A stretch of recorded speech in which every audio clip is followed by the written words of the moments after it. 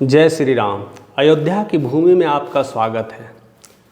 आजकल जिस तरह से रामलला की पूजा की प्राण प्रतिष्ठा की बात चल रही है और हाल ही में होने वाला है, जो कुछ ही दिन की बात रह गई है, उसको लेकर के बहुत सारे अटकलें चल रही है, बहुत सारी चीज़ें आ रही है, बहुत सारे न्यूज़ में कई बयानें हो रही हैं कि कितने सारे श्रद्धालु लोग आने वाले हैं और इंडिया से नहीं इंटरनेशनल कितने लोग आने वाले हैं। आज हम सारी चीज़ों का खुलासा करते हैं और कोशिश करते हैं कि हर तथ्य को आपके सामने लाऊं और सत्य को जानें, क्योंकि जब तक हम चीज़ों को नहीं जान पाते हैं तो अंधविश्वास में बहुत सारी चीज़ें हम देखते हैं और समझ नहीं पाते कि क्या हो रहे हैं, और इस बहसबाजी में हम लोग पड़े रहते हैं। ऐसा रिपोर्ट अभी बताया जाता है, बहुत सारे जो रिपोर्ट्स बन रहे हैं यूपी में और अयोध्या में, और ऐसे तमाम भारत में न्यूज़ आ रही हैं कि 2023 के अंत तक जो रिपोर्ट आया है, इसमें बताया गया है 31.85 करोड़ श्रद्धालु स्पेशली यूपी में आए हुए हैं। इतने सारे श्रद्धालु, इतने सारे पर्यटक, और कहते हैं ना, टूरिज़्म का बोलबाला यूपी में है। और जिस तरह से अभी जो रामलला की प्राण प्रतिष्ठा हो रही है, जो कुछ दिन रह गए हैं, उसके अनुमान को लेकर के ऐसा लग रहा है कि ये डेटा 32 करोड़ से पार कर जाएगी। अब आते हैं अयोध्या को लेकर के। अयोध्या में कुल आबादी 24 लाख है, उसमें 95% हिंदूज़ हैं और बाकी 65% मुस्लिम हैं। ऐसी आबादी इसका रेशियो है। अगर पूरी यूपी का आबादी लिया जाए तो 24 करोड़ है, यानी 10% जो आबादी है अयोध्या है। और इस 10% में क्या लगता है कि यूपी की जो आबादी है 24 करोड़ की आबादी है और 30 करोड़ का पर्यटन आने वाला है, तो एकोमोडेशंस कैसे होगा? इस चीज़ों को लेकर करके बहुत सारी अटकलें चल रही है कि कैसे सारे लोग यूपी में आ पाएंगे। अगर आ पाएंगे तो क्या सारे लोग अयोध्या में आ पाएंगे? क्या वो दर्शन कर पाएंगे? क्या वो रामलला का मंदिर में प्राण प्रतिष्ठा है, सारे लोग शिरकत हो पाएंगे? मैंने लास्ट वीडियोस में बताया था कि किस तरह से पूरी ग्लोब की नज़र अयोध्या पर टिकी है, पूरी इंटरनेशनल नज़र अयोध्या पे लगी हुई है। यानी इतना तो साफ हो गया है कि जिस तरह से भारत का बाकी राज्यों से जो ताल्लुकात रहा है, और ख़ास कर करके राम का जिस तरह से ताल्लुकात रहा है बाकी कंट्रीज़ में, स्पेशली नेपाल में, श्रीलंका में, मालदीव्स में, ये सब सारी वियतनाम में, ये सब जगह जो जिस तरह से उनका संबंध रहा है, इससे लगता है कि इस कंट्रीज़ के लोग आएंगे ही। स्पेशली साउथ कोरिया के जो प्रेसिडेंट हैं ऑलरेडी इनवाइटेड हैं, तो ऐसे बहुत सारे कंट्रीज़ के लोग तो इनवाइटेड हैं। बट यह आंकड़ा थोड़ी सी हैरान कर देने वाली लगती है, क्योंकि पूरी इंडिया में अभी तक जो डाटा आए हैं और जिस तरह से बताया गया है डब्ल्यू टूरिज़्म के अकॉर्डिंग्स, वर्ल्ड टूरिज़्म डेटा कहता है कि पूरे इंडिया में करीब 2 से 3 करोड़ टूरिस्ट आते हैं। 2 से 3 करोड़ टूरिस्ट अगर विज़िट करते हैं, उसमें से जो डेटा आया है कि वह करीब 20 to 30 लाख का यूपी में टूरिज़्म है। और अगर पूरी इंडिया की बात किया जाए तो फॉरेनर्स जो लोग हैं जो साल में आते हैं वो 65 लाख के अकॉर्डिंग्स आते हैं। मुझे ये नहीं पता है कि यह सत्य है या असत्य है। हमारी इंडिया की जो न्यूज़पेपर है वो क्या कहती है, यूपी की न्यूज़पेपर है वो क्या कहती है, इकोनॉमिक्स टाइम्स क्या कहती है, बिजनेस न्यूज़ क्या कहती है, अमर उजाला क्या कहती है, जागरण पेपर क्या कहती है, ये सारे लोगों का रिपोर्ट अलग अलग है। और जिस तरह से ऐसे बताया जाता था कि यूपी में जिस तरह से काशी जो खास कर करके कहते ना गढ़ रहा है मीन्स इसलिए क्योंकि काशी विश्वविद्यालय की ओपनिंग हो रही थी, और साथ साथ काशी इसलिए हिंदुओं का एक बड़ा हब रहा है। लोग वहाँ पर अपने आप को शुद्धिकरण के लिए जाते हैं, लाखों करोड़ों श्रद्धालु वहाँ पर डुबकी लगाते हैं। तो उस समय भी ऐसी ही चीज़ें थी कि बहुत सारी चीज़ें चेंज आने वाले हैं, लाखों करोड़ों लोग यहाँ शिरकत लेने वाले हैं। बट क्या डाटा कहता है, क्या चीज़ें कहती हैं, वो एक्चुअली में कुछ और है जो हम समझने की कोशिश करेंगे। जैसा कि URO मॉनिटर के अकॉर्डिंग्स, एक वेबसाइट है जिसको URO मॉनिटर है, वो मॉनिटर्स करता है कि टॉप जो वर्ल्ड में जो कंट्रीज़ हैं जहाँ पर टूरिज़्म ज़्यादा आता है उनकी लिस्टिंग तैयार करती है, लेकिन उस लिस्ट में इंडिया का नाम नहीं है। तो थोड़ी बातें सोच करके अचंभव आती है कि इंडिया में टूरिज़्म का नाम नहीं है। और जैसे एक डेटास आया है जिसमें बताया गया है कि इंडिया में जो टूरिज़्म है, भारत में जो पर्यटन का जो भागीदारी है वर्ल्ड वाइज है 2% है। 2% यानी करीब करीब देखा जाए तो ये 50 लाख to 1 करोड़ के बीच लोग इंडिया में टूरिज़्म की चलती है, आना है। तो किस हिसाब से जो दिया है यूपी में कि इतनी टूरिज़्म आ सकती है।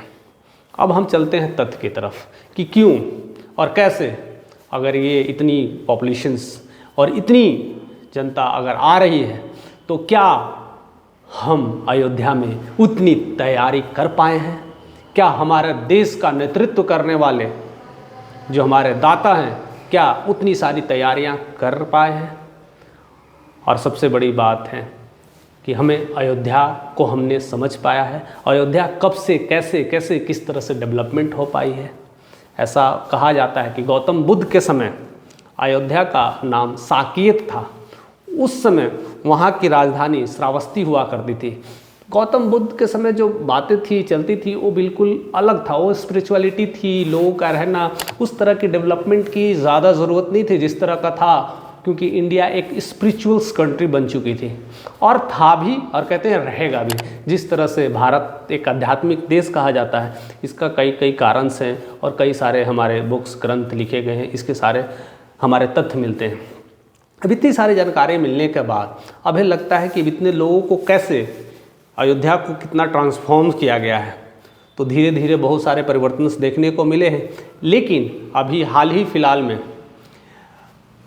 महर्षि वाल्मीकि इंटरनेशनल एयरपोर्ट का उद्घाटन हुआ है, जिसमें हमारे देश के प्रधानमंत्री नरेंद्र मोदी जी का बयान आया है।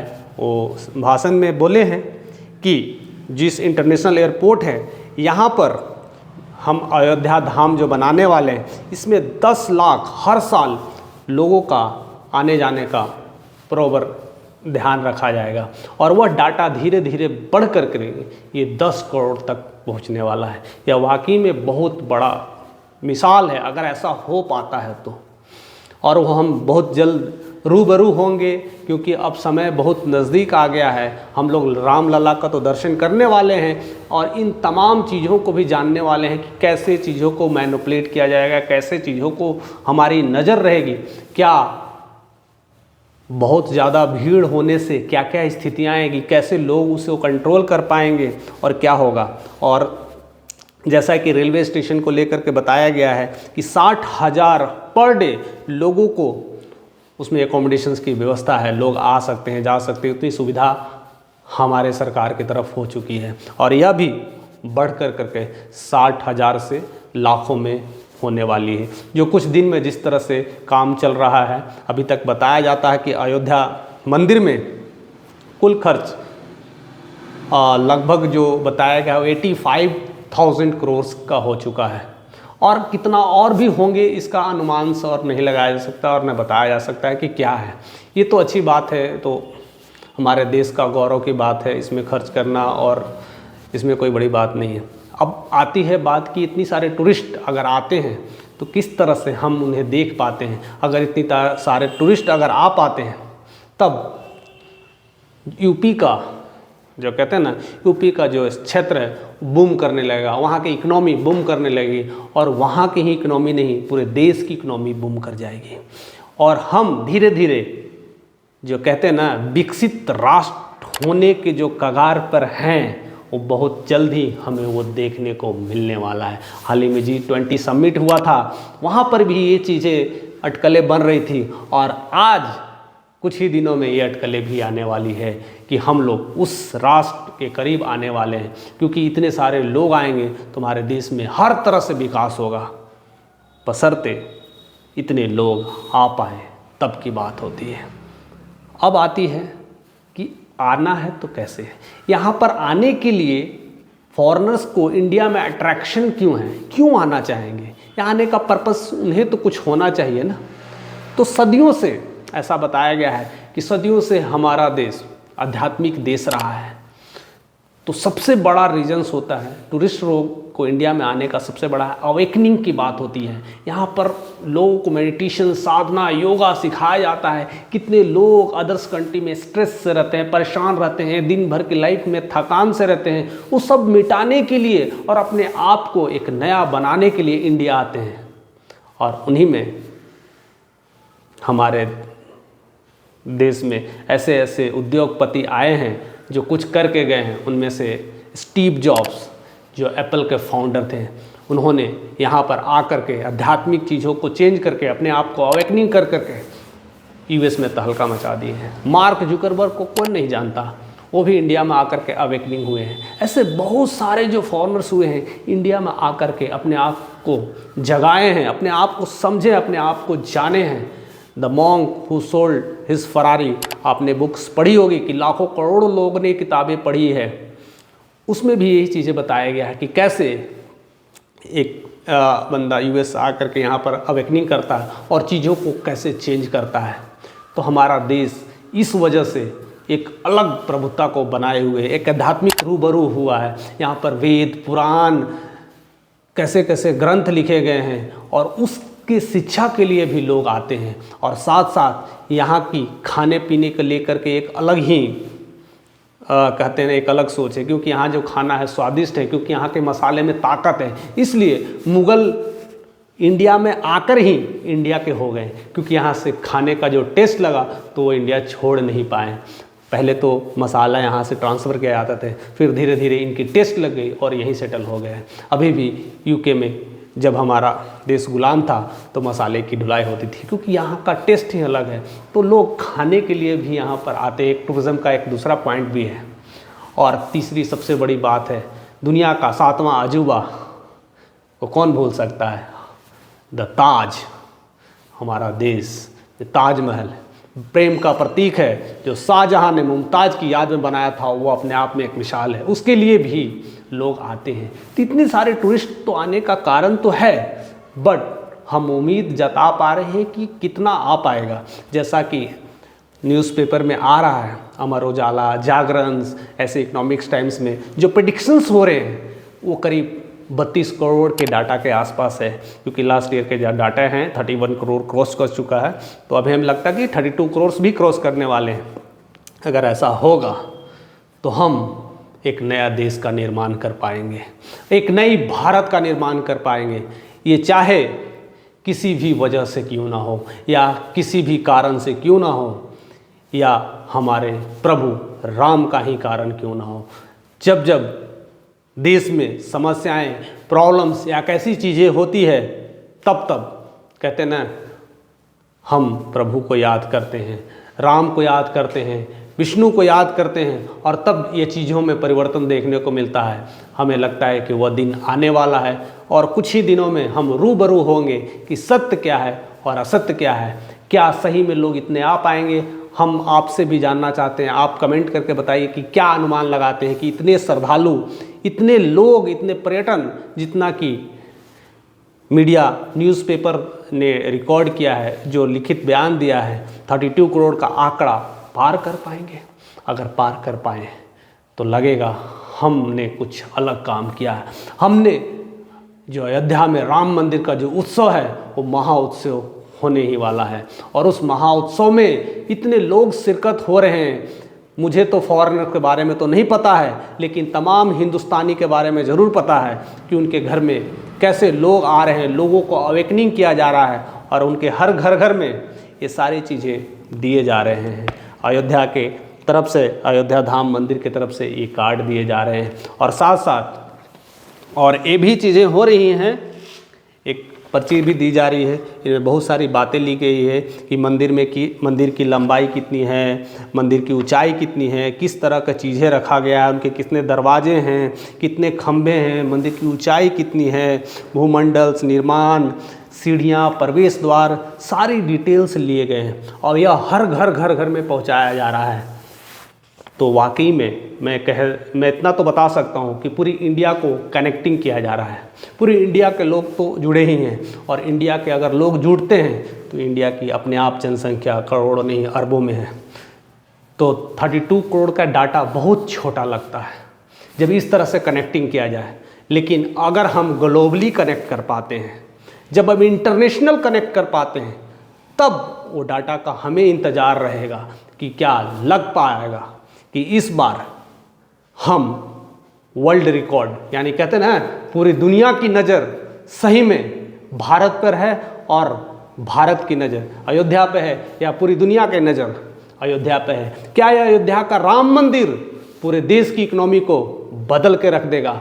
ये आने वाले कुछ दिन में ही हम रूबरू हो जाएंगे और उस समय के लिए हमें अपने को इंतज़ार करना होगा और उस तथ्य को जानने और समझने की कोशिश करनी होगी, क्योंकि बहुत सारी चीज़ें बढ़ रही है, वहाँ की इकोनॉमी बूम हो रही है, कई सारे होटल्स बुकिंग्स होने शुरू हो गए हैं, बहुत सारे टोल फ्री, कई सारे जो नंबर्स है, ये सब सारे चीज़ें चेंज हो रहे होंगे, बहुत सारे वहाँ की जो कहते हैं बिल्डर्स हैं कई चीज़ें बना रहे होंगे, वहाँ की जो कल कारखाने में बहुत सारी चीज़ चेंजिंग आई होगी, रोड कंस्ट्रक्शन में चेंजेस आए होंगे, बहुत सारा चेंजेस आने को मिल रहा है और इस सब की वजह से हमारी इकोनॉमी में बहुत सारा परिवर्तन देखने को मिलता है। ऐसा भी इकोनॉमिक्स टाइम्स के अनुसार बताया गया है कि अब उनकी जो इकोनॉमी है, अब जो ग्राफ था जो सीधे स्ट्रेट लाइन में जाती थी, अब सीधे एक्सपोनेंशियल होने वाली है और इस तरह से वो आगे बढ़ेंगे। तो लगता है हम इस राम मंदिर के निर्माण के बाद, प्राण प्रतिष्ठा के बाद, हम देश में एक नया स्वर्णिम इतिहास रचने वाले हैं। तब तक आप हमारे साथ ऐसे ही बने रहिए, हम बहुत सारे ऐसे तथ्य को लाते रहेंगे और अयोध्या के बहुत सारे ऐसे तथ्य के बारे में डिस्कस करते रहेंगे। और मैंने जो लास्ट वीडियोस बनाया उसके भी लिंक आपको डिस्क्रिप्शन बॉक्स में डाल देंगे कि उसमें क्या क्या चीज़ें तथ्य के लिए किया गया था, कैसे राम की क्या चर्चा की गई थी और साथ साथ राम का किस तरह से कैसे कैसे कनेक्शन रहा है, मैं अगले वीडियोस में बहुत जल्द लेकर के आऊँगा।